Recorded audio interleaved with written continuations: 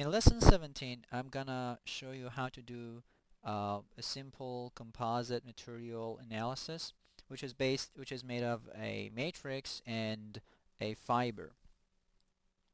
So basically, let's say we have a hexagonal like this.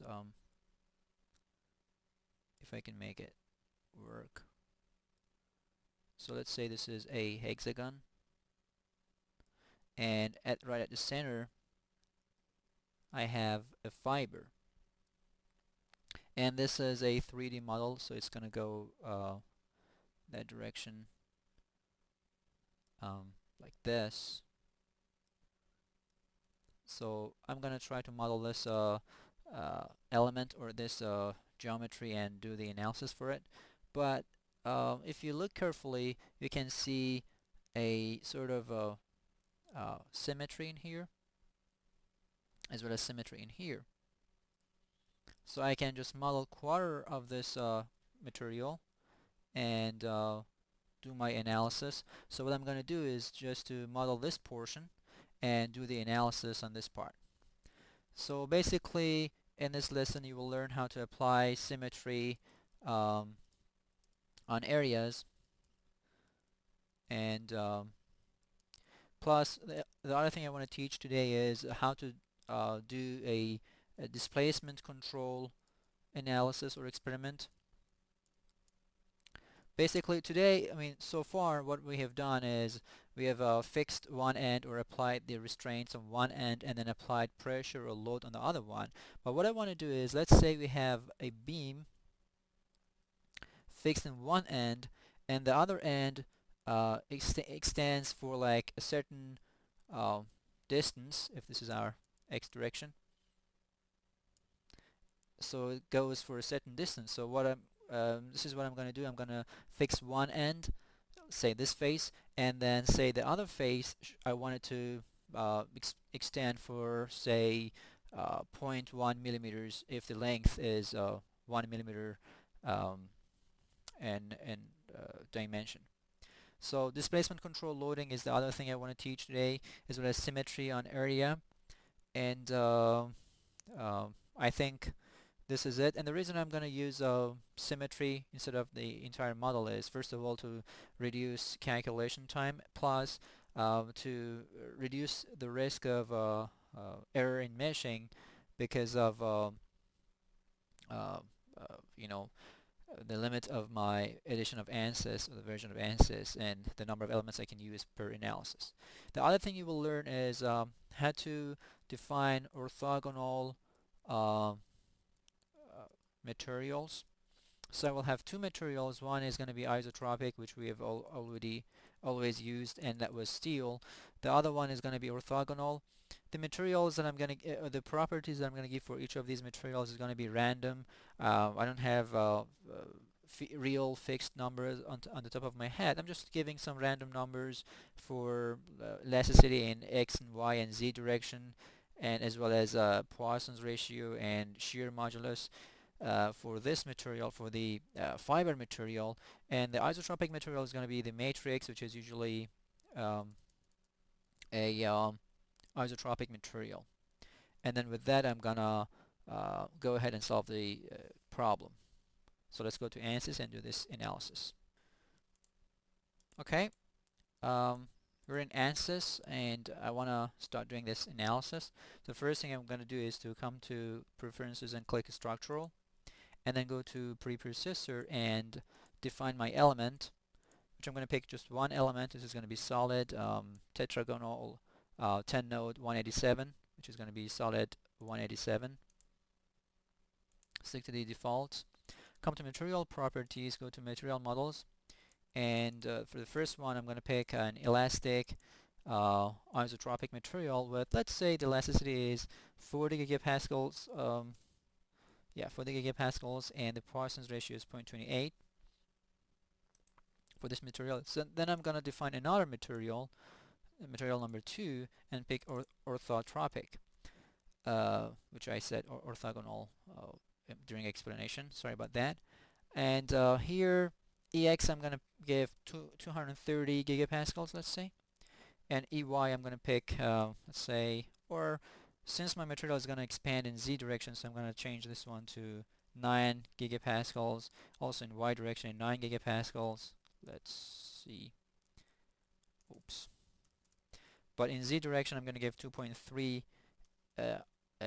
times 10 to the 11, which is 230 gigapascals, because the extrude that I'm going to use is going to take place in z direction. So I want to give elasticity of 230 gigapascals in z direction.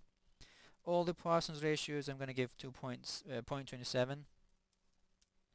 And for shear modulus, what I'm going to say, or what I'm going to give is the elasticity divided by 2 times 1 plus Poisson's ratio. So 9E9 over 2.54, which is 2 times 1 plus 27, 1 plus 0.27, which is that one. So ANSYS can do the calculation for me, so I won't worry about it.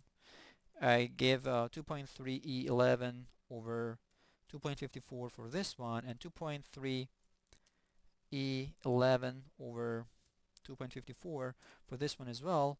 So my materials are also defined. Next time to do the modeling. The first thing I want to do is to create a hexagon area. So I do this in an area of at the center and a radius of, let's say, 0.1. Okay, so this is made.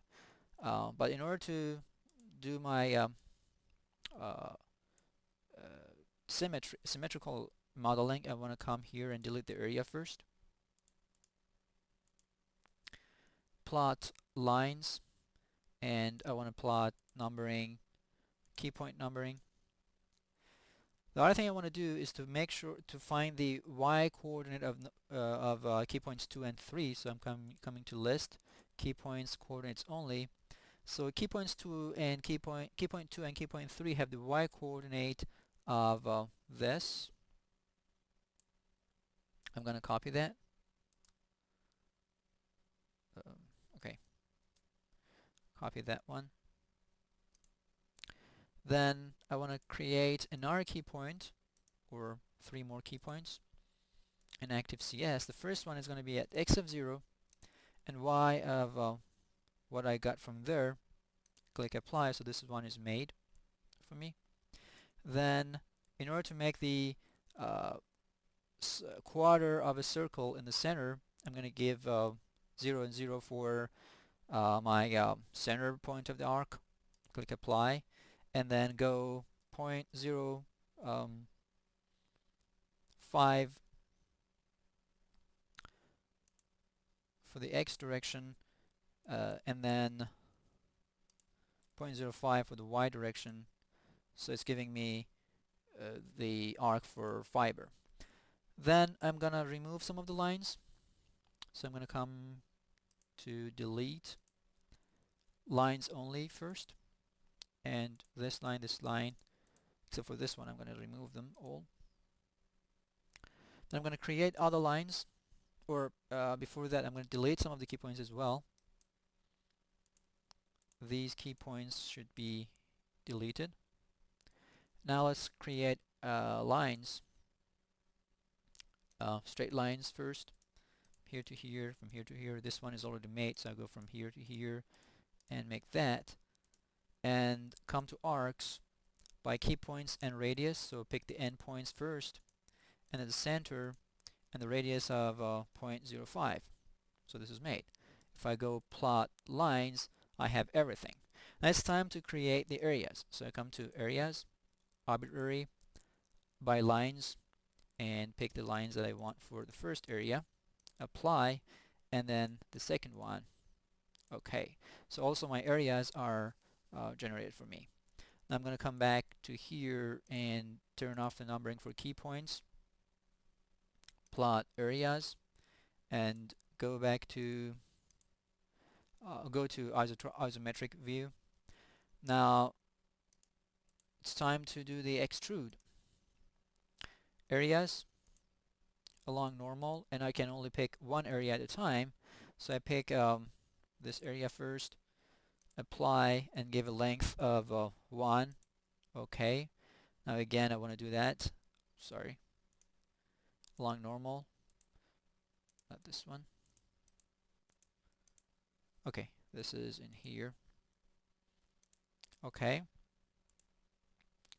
Now plot volumes. My two volumes are made. Now the other thing I want to do is to come to booleans and glue the volumes to each other.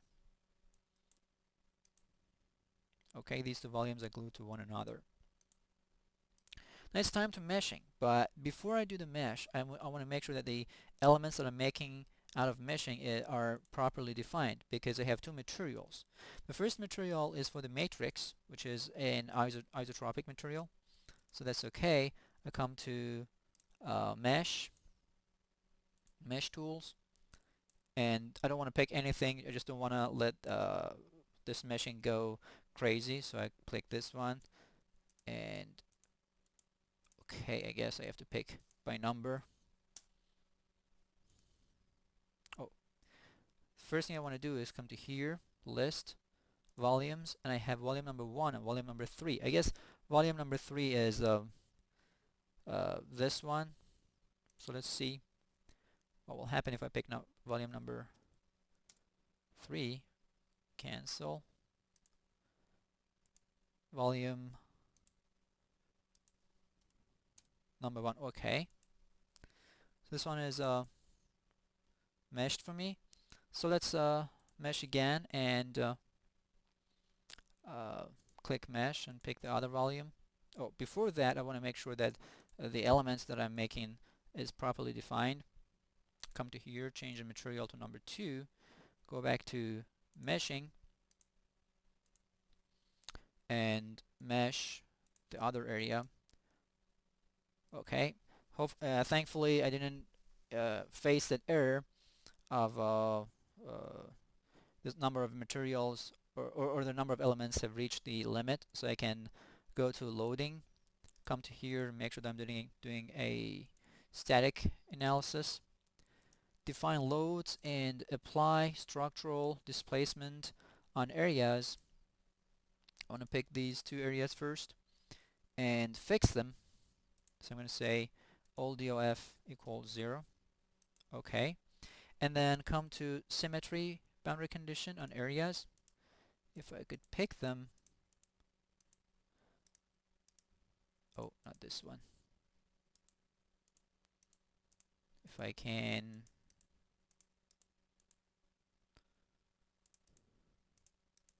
Okay. Let's pick these two first. Apply. And then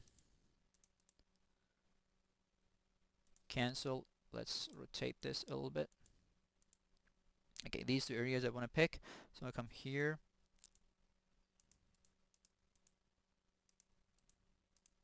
Unfortunately, ANSYS doesn't want to let me do that. Let's see if I can turn on my area numbering and plot my volumes. So areas number 5 and 15 are in here, so I want to pick by that. 5 and 15. Okay. Get back to isometric view and plot my elements. Here it is. Now I want to apply displacement on areas. This is the way that you define displacement control loading. So if I pick this one and click OK and say, let's say in UZ, so in Z direction, move this for 0.5 millimeters. Okay, so what it means that this model is fixed in this end. It has symmetry as I defined, and this end is going to be shifted by 0.5 millimeters in the Z direction, which is the positive direction. So the material is ready, so I come to solve and current ls. Okay.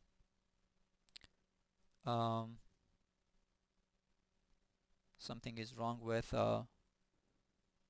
the analysis. Let's get back to the modeling and let's to the material properties.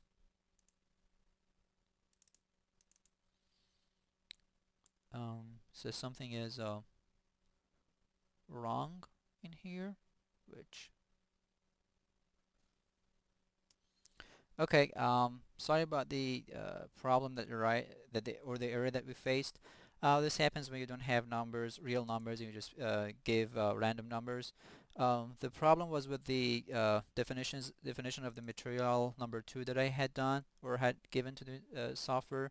I had to just adjust elasticity in x and y direction as well as the Poisson's ratio to make the stress strain matrix be valid for this material. So just change them to 15 gigapascals in EX and EY direction, and all the Poisson's ratios to 0.15 instead of 0.27 that was initially there. So if I come back to solution, current LS, solution can be done, and then I can come to general post process, plot results and deform shapes. So this is the way the material is going to shape or deform based on the displacement control. So uh, let's uh, do something now. Let's select areas, apply this and this area. Okay, and then select nodes attached to that area.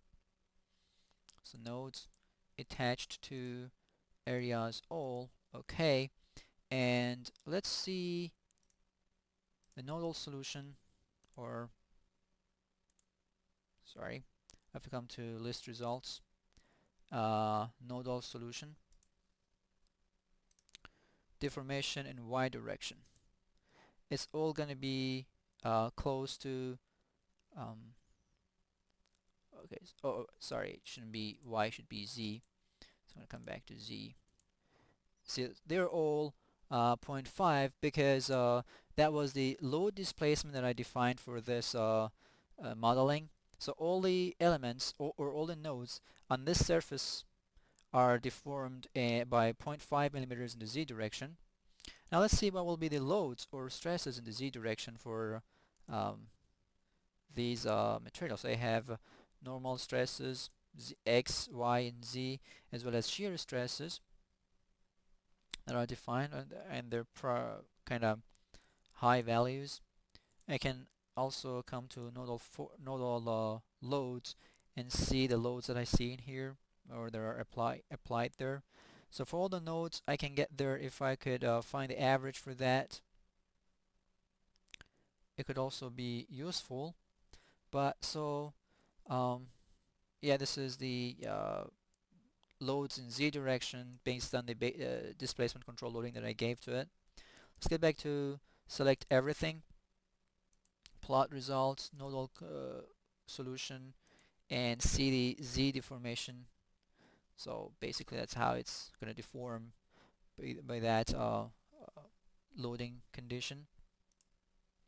Also, let's see stresses, normal stresses that I applied. Well, basically because I did a load displacement control analysis, this is pretty uh, uh, uniform. Let's look at it from the right view, or perhaps the left view. So there's a little bit of changes in stress in the z direction, but not that much. Back to isometric and see how von Mises stresses change. Again, pretty uniform and constant. But what if I go back here, solutions, remove this displacement on that face.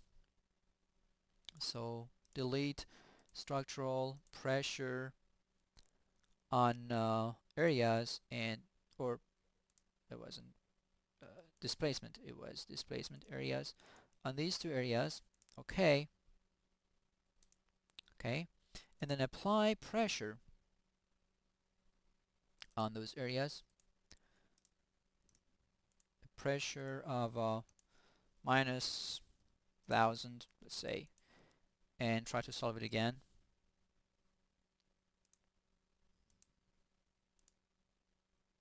Solution done. And now let's see how will um, the deform or the stresses in z direction change. So this is the way that displacement or the material deforms when we're doing a load control analysis. And also see von Mises stresses,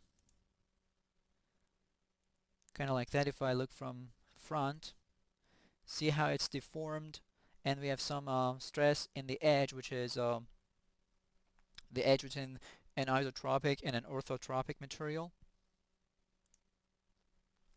Let's pick these two areas again that we picked earlier. Okay, and select all the nodes attached to that, or to those areas, and see how the deformation um, in z direction will be for those materials. So they're not uh, as they were, or as we saw before, they're not all the same. Perhaps they're different and they're very small in z direction. Whatever number times 10 to the minus 8 millimeters, which is a very, very tiny or small number for the deformation. We can also come to nodal loads and see what we get for the loads, which are again not very high. So with the stress, if we read in z direction, for example,